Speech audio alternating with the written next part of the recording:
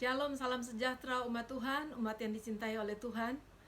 Hari ini kita sama-sama membaca dan merenungkan firman Tuhan dari 2 Samuel 16 sampai 18. Dan pasal-pasal ini berbicara masa Daud meninggalkan Yerusalem dan dia menghindar dari anaknya sendiri Absalom yang dengan ambisi pribadinya ingin menggantikan ayahnya sebagai raja dengan cara yang kurang baik.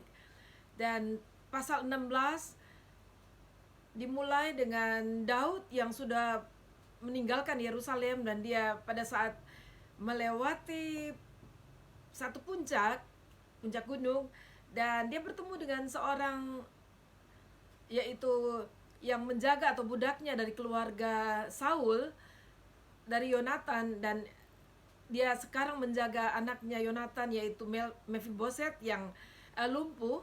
Dan dia mendatangi Daud, dan dia datang dengan berbagai bawaan makanan, ya, roti dan kue kismis dan berbagai hal yang lain termasuk buah-buah dan juga anggur. Dia datang kepada Daud dan memberikan. Dan Daud tentunya bertanya bagaimana kabar dari tuannya yaitu Mephiboset. Dan rupanya Siba itu memiliki kepentingan tertentu pada saat dia pergi dan berjumpa dengan Daud, dan dia mengatakan bahwa Mephiboset pergi ke Yerusalem karena katanya hari ini rakyat Israel akan mengembalikan kepemimpinan atau raja kepadanya dan dia akan menjadi raja. Tetapi sebenarnya itu adalah cara yang salah yang disampaikan oleh Siba itu, karena dia menginginkan sesuatu dari Daud. Dan Daud sebagai responnya, Daud katakan, kalau begitu apa yang menjadi milik dari Mephiboset engkau bisa mengambilnya. Dan betapa bahagianya dia. Dan dia pergi, dan rupanya persembahan-persembahan yang diberikan oleh Siba itu adalah sogokan buat Daud. Dan Daud bertemu dengan selain Siba dengan kepentingan pribadinya, ingin mendapatkan sesuatu dari Daud. Dan dia juga berjumpa dalam perjalanannya, dia berjumpa dengan seorang yang bernama Simei yang berasal dari keluarga Daud juga. Tetapi orang ini adalah orang yang pada saat berjumpa dengan Daud dan rombongan besarnya, dia mulai mengutuk. Dia mengeluarkan kata-kata kutuk terhadap Daud. Dan di ayat yang ke-6 kita lihat di situ Daud dan semua pegawai Raja Daud dilemparinya dengan batu. Dia tidak hanya mengutuk tapi juga tangannya bekerja melempari dengan batu. Walaupun segenap tentara dan semua pahlawan berjalan di kiri kanannya. Dan orang itu tidak tahu takut rupanya. Tetapi kita melihat profil dari Daud. Ada dua hal yang saya pelajari dari Daud pada masa-masa ini, dari pasal-pasal ini. Dan yang pertama ini kita melihat bahwa Daud itu tidak terpengaruh dengan apa kata orang, apa kata manusia, tetapi dia sungguh-sungguh hanya berfokus kepada Tuhan. Bagaimana Tuhan dapat berkenan. Kita tahu bahwa dia sudah pernah melakukan hal yang fatal, yaitu dosa dengan Batseba. Tetapi dikatakan pada saat dia meminta pengampunan, Nabi Nathan katakan, Tuhan sudah mengampuni engkau, engkau tidak akan mati. Tetapi akibat dari dosa itu akan dia alami, akibat pelanggaran dari Daud itu.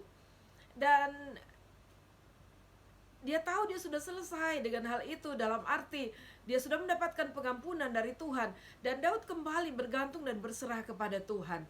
Dan Daud tidak terganggu, tetapi yang terganggu adalah orang-orangnya. Kita lihat ayat yang ke-9. Lalu berkatalah Abisai anak Seruya kepada raja, mengapa anjing mati ini mengutuki tuanku raja? Izinkanlah aku menyeberang dan memenggal kepalanya. Panaslah itu pemimpin pasukan-pasukan dari Daud dan ingin menghabisi Simei tadi. Tetapi lihat Daud, dia tidak terganggu sama sekali. Ayat 10 dia katakan, tetapi kata raja, apakah urusanku dengan kamu, hai anak-anak Seruya? Biarlah ia mengutuk. Sebab apabila Tuhan berfirman kepadanya, kutuklah Daud, siapakah yang akan bertanya, mengapa engkau berbuat demikian? Ayat 11, pula kata Daud kepada Abisai dan kepada semua pegawainya, sedangkan anak kandungku ingin mencabut nyawaku. Terlebih lagi sekarang orang Benyamin ini. Biarkanlah dia dan biarlah ia mengutuk, sebab Tuhan yang telah berfirman kepadanya demikian. Mungkin Tuhan akan memperhatikan kesengsaraanku ini, dan Tuhan membalas yang baik kepadaku sebagai ganti kutuk orang itu pada hari ini. Coba saudara lihat ya, kalau dibanding dengan zaman sekarang, kita jangankan mengutuk, orang mengucapkan yang jelek aja, yang kurang bagus, yang tidak menyenangkan di telinga kita, kita sudah pasti panik, marah, dan juga mungkin membalasnya dengan lebih kejam daripada apa yang dilakukannya. Tetapi Daud tidak terganggu dengan kata orang, tapi dia hanya tetap memfokus kepada Tuhan. Bahkan dalam perlakuan Simei ini, dia tetap percaya bahwa Tuhan bisa jadi akan memperhatikan dia dan mengubah kutuk itu menjadi berkat bagi dia. Dan itu iman yang baik yang perlu kita contohin, bahwa dia tidak terganggu dengan apa kata orang, tapi dia sungguh-sungguh memfokuskan untuk memperkenankan Tuhan dan berserah apapun yang Tuhan lakukan bagi dia. Dan kemudian Daud akhirnya sampai di Sungai Yordan, dan Absalom sampai di Yerusalem.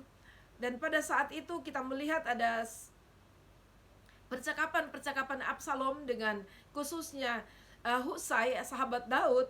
Dan Husai itu sengaja disarankan oleh Daud untuk tidak ikut bersama-sama dengan Daud, tetapi tinggal di Yerusalem agar menolong dia untuk mendapatkan informasi apa yang akan dilakukan oleh Absalom.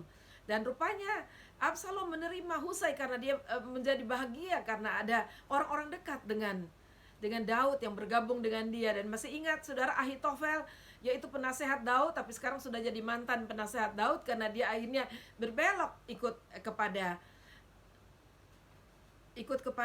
Absalom. Dan sudah pasti itu ada kepentingan pribadi juga. Dan pada saat dia bertanya, Absalom mulai bertanya, meminta nasihat kepada Ahitofel. Pada saat dia sudah sampai di Yerusalem dan dia sudah berada di istana raja, yaitu istana Daud, dan Ahitofel memberikan saran kepada Absalom untuk apa yang harus dilakukannya pada saat dia sudah sampai di istana. Dan ayat 21 kita membaca bersama-sama, ada beberapa ayat saya ingin bacakan buat saudara. Lalu jawab Ahitofel kepada Absalom, hampirilah gundik-gundik ayahmu yang ditinggalkannya untuk menunggui istana. Apabila seluruh Israel mendengar bahwa engkau telah membuat dirimu dibenci oleh ayahmu, maka segala orang yang menyertai engkau akan dikuatkan hatinya. Maka dibentangkanlah kemah bagi Absalom di atas sotoh. Lalu Absalom menghampiri gundik-gundik ayahnya di depan mata seluruh Israel. Pada waktu itu nasihat yang diberikan Ahitofel adalah sama dengan petunjuk yang dimintakan daripada Allah. Demikianlah dinilai setiap nasihat Ahitofel, baik oleh Daud maupun oleh Absalom. Dan Daud itu orang yang besar hati. Mendengarkan ini pun dia tetap besar hati, dan dia tidak merasa bahwa dia tidak pantas mengalami apapun perlakuan orang, karena dia merasa dia mungkin paling terbaik dan paling benar dan sebagainya, ataupun paling berkuasa. Tapi dia memiliki hati besar yang sungguh-sungguh luar biasa. Dan mari kita masuk ke pasal yang ke-17 dan berlanjut kepada nasihat dari Ahitofel, tapi kali ini digagalkan oleh Husai, temannya atau sahabat dari Daud. Ayat yang pertama dan yang kedua, beberapa ayat ini kita akan melihat bagaimana saran dari Ahitofel kepada Absalom yang akhirnya dikalahkan sarannya oleh Husai, dan maksudnya adalah Absalom lebih mengikuti Husai. Ayat pertama berkatalah Ahitofel kepada Absalom, izinkanlah aku memilih 12.000 orang, maka aku akan bersiap dan mengejar Daud pada malam ini juga. Aku akan mendatangi dia selagi ia lesu dan lemah semangatnya, dan mengejutkan dia. Seluruh rakyat yang ada bersama-sama dengan dia akan melarikan diri, maka aku dapat menewaskan raja sendiri. Demikianlah aku akan membawa pulang seluruh rakyat itu kepadamu, seperti seorang mempelai perempuan kembali kepada suaminya. Jadi engkau mencari nyawa satu orang saja, sedang seluruh rakyat tetap selamat. Nah saudara, kata-kata seperti apa? Kata-kata seperti ini yang dulunya dia adalah penasehat Daud, Kita tidak lain dan tidak bukan adalah tipe seorang penjilat yang ingin mendapatkan posisi yang lebih baik dalam kerajaan Absalom. Karena mungkin dia melihat bahwa rakyat sudah banyak mengikuti Absalom, jadi dia ikut juga mengikuti. Dan tipe-tipe penjilat yang seharusnya jangan kita contohi, dan kita harus hidup sesuai dengan apa kata Tuhan seperti Daud. Semua tidak sempurna, tetapi pilihan kita kalau kita ingin mengikuti apa kata Tuhan bagi kita atau tidak. Dan walaupun saran dari Ahitofel awalnya disetujui oleh Absalom, tetapi dia mengingat Husai, lalu dia memanggil kepada Husai dan mengatakan, "Apa saranmu, Husai, sahabat dari Daud?" Lalu Husai hanya mengingatkan kepada Absalom, mengingatkan kehebatan Daud dan pasukannya, mengingatkan bahwa dia adalah pahlawan sejati, mengingatkan bagaimana ketangguhan Daud menghadapi berbagai musuh yang dahsyat dan luar biasa. Dan dia bilang tidak mungkin dia akan istirahat dan dia lengah pada malam hari, karena justru orang yang tahu strategi perang, dia akan lebih bersiap pada saat-saat seperti ini, karena dia berpikir musuh akan menyerang. Jadi dia menyarankan agar tidak menyerang pada malam hari itu juga, karena dia berpikir memang sebenarnya keadaan Daud dan juga rakyat yang bersama-sama dia dalam keadaan yang benar seperti yang kata Ahitofel. Tapi akhirnya Absalom mengikuti saran dari Husai dan mereka tidak pergi ke sana. Dan apa yang dilakukan oleh Husai, dia pergi kepada Imam Sadok dan Imam Abyatar, dan mereka ada di Yerusalem dan mereka masih mendukung, masih berpihak kepada Daud, dan mereka lah meneruskan kabar itu kepada Daud. Dan ayat 22 dikatakan, lalu bersiaplah Daud dan seluruh rakyat yang bersama-sama dengan dia, dan mereka menyeberangi sungai Yordan. Pada waktu fajar tidak ada seorang pun yang ketinggalan yang tidak menyeberangi sungai Yordan. Daud sudah menyeberang sungai Yordan, dan apa nasib dari si penjilat itu, yaitu Ahitofel. Ayat 23 di situ dikatakan, ketika dilihat Ahitofel bahwa nasihatnya tidak dipedulikan, dipasangnyalah pelana keledainya, lalu berangkatlah ia ke rumahnya, ke kotanya. Ia mengatur urusan rumah tangganya, kemudian menggantung diri. Demikianlah ia mati lalu dikuburkan dalam kuburan ayahnya. Nah, sebab itu saudara, pelajaran dari Ahitofel, hati-hati dengan kepentingan pribadi, hati-hati dengan ambisi, yang kadang-kadang kalau kita tidak sadari, kalau kita lebih mengedepankan ambisi dan kepentingan pribadi, maka itu akan membutahkan kita. Kita tidak bisa melihat apa yang baik, apa yang benar, dan apa yang menyenangkan hati Tuhan. Dan akhirnya ayat 24 dikatakan bahwa maka sampailah Daud ke Mahanaim ketika Absalom menyeberangi sungai Yordan dengan seluruh orang Israel yang menyertainya. Jadi Absalom sudah ketinggalan agak jauh. Daud sudah sampai ke Mahanaim. Dan kita lihat bahwa walaupun Daud pernah melakukan dosa yang dibilang fatal, tetapi pengalaman pengampunan dia sudah terima dari Tuhan. Walaupun apa yang sudah disampaikan lewat Nathan itu tetap terjadi bagi Daud sebagai akibat dari perbuatannya, tetapi Tuhan secara pribadi tetap mengasihi Daud dan tetap menyertai dia. Dan pada saat Daud dalam keadaan apapun, Tuhan menyatakan kebaikan Tuhan. Walaupun orang-orang di sekitarnya yang dia temui juga berbagai orang itu tidak baik, penuh dengan kepentingan pribadi. Dan kalau kita melihat di pasal yang ke-27, sesuatu yang luar biasa terjadi bagi Daud. Ketika Daud tiba di Mahanaim, maka Sobi bin Nahas dari Raba kota Bani Amon, dan Mahir bin Amiel dari Lodebar, dan Barsilai orang Gilead dari Rogelim membawa tempat tidur, pasu, periuk, belaga, juga gandum, jelai, tepung, berti gandum, kacang babi, kacang merah besar, kacang merah kecil, madu, dadi, kambing domba, dan keju lembu bagi Daud dan bagi rakyat yang bersama-sama dengan dia untuk dimakan, sebab kata mereka, rakyat ini tentu lelah menjadi lapar, lebih lelah dan haus di padang gurun. Wah saudara, saya aja membaca ini jadi kepengen makan, ya kan saudara, apalagi Daud beserta dengan rakyatnya yang dalam keadaan lelah, lemah, lesu, dan lapar. Itu dahsyat sekali pada saat Tuhan menyediakan. Dan itulah mazmur-mazmur yang dikatakan oleh Daud, engkau menyediakan makanan di hadapan lawanku. Dan pengalaman-pengalaman yang luar biasa yang Daud alami dengan Tuhan, itu selalu menjadi mazmur-mazmur yang baik yang dia ciptakan untuk memuji Tuhan, untuk mengucap syukur kepada Tuhan. Tuhan adalah Allah yang luar biasa. Lalu kita sampai kepada pasal 18. Pasal ini adalah pasal yang menyedihkan sangat bagi Daud, karena Absalom akhirnya kalah dan dia mati. Dan saudara, kita melihat ya, pada saat Daud sudah mengatur barisan, karena dia juga tidak mau mengorbankan rakyatnya, dan dia juga ingin memberi pelajaran kepada anaknya. Dan dia mengatur barisannya dalam 3 bagian yang dipimpin oleh Yoab, Abisai, dan Itai orang Gad yang bersama-sama dengan dia. Dan Yoab sebagai orang yang sungguh-sungguh mengasihi Daud dan betul-betul loyal terhadap Daud, setia terhadap Daud, dan dia meminta untuk Daud untuk tidak ikut dalam peperangan, karena bukan apa-apa, tapi karena dia ingin melindungi jangan sampai pemimpin mereka tewas. Karena yang pertama, mereka tidak akan pedulikan rakyatnya atau pasukan perangnya, tapi yang pertama yang akan ditarget adalah rajanya.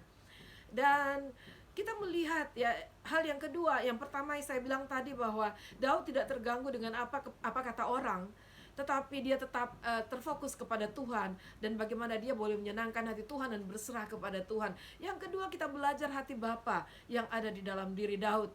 Dan pada saat Daud menyetujui bahwa dia tidak ikut berperang, maka ini pesan Daud kepada Yoab, Abisai, dan Itai. Ayat yang kelima, dan raja memerintahkan kepada Yoab, Abisai, dan Itai demikian, perlakukanlah Absalom orang muda itu dengan lunak karena aku. Dan seluruh tentara mendengar ketika raja memberi perintah itu kepada semua kepala pasukan mengenai Absalom. Kita melihat paling tidak dia itu masih tetap anak, dan buat Daud keluarga itu bukan musuhnya dia. Walaupun dia harus melakukan bagiannya dan membela rakyat yang bersama-sama dengan dia, tapi kasih sebagai ayah itu tetap ada di dalam dia. Dan memang benar akhirnya dia tidak dibunuh secara langsung oleh pasukannya Daud, walaupun mereka benar-benar kepingin untuk langsung menghabisinya. Tetapi yang pertama yang membuat dia, kalaupun tidak diapa-apakan orang lain, pasti dia akan mati di sana, karena dia tersangkut di pohon tarbantin. Kepalanya dan rambutnya yang panjang, kalau saudara baca di pasal-pasal sebelumnya, setiap musim tertentu dia harus memotong rambutnya, dan rambutnya panjang dan berat sampai diukur beratnya. Karena luar biasa, karena dia itu anak terganteng katanya dari anak-anak Daud dan bahkan seluruh Israel pada masa itu. Dan ayat yang ke-9 dikatakan, kebetulan Absalom bertemu dengan orang-orang Daud. Adapun Absalom menunggangi Bagal.